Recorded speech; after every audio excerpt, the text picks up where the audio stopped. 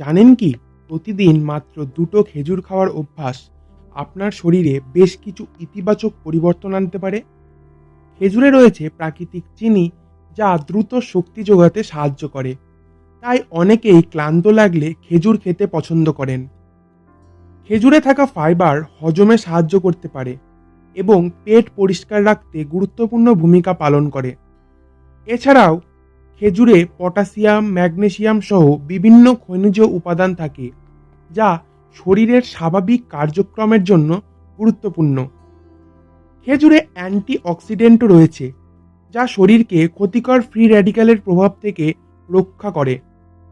তবে তাই বলে একসাথে অনেক খেজুর খাওয়া ঠিক নয়, কারণ এতে প্রাকৃতিক চিনি ও ক্যালোরি থাকে। বিশেষ করে ডায়াবেটিস বা অন্য কোনো স্বাস্থ্য সমস্যা থাকলে চিকিৎসকের পরামর্শ অনুযায়ী খাওয়াই ভালো। স্বাস্থ্য সম্পর্কে এমন আরও তথ্য জানতে এখনই চ্যানেলটি সাবস্ক্রাইব করে ফেলুন।